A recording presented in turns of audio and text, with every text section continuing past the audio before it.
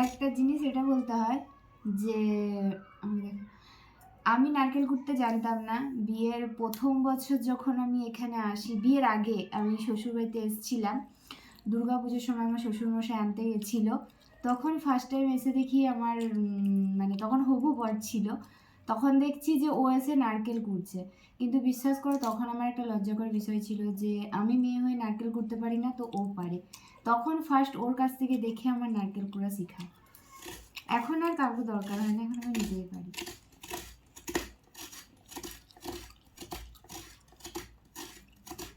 কিন্তু আমি কুড়বো না, নারকেলগুলো ওকেই আমি দিয়ে দেবো, ওই নারকেলগুলো কুড়বে, আমি সন্ধ্যা দিতে যাবো, রুটি করবো, ওই জন্য ওই করবে।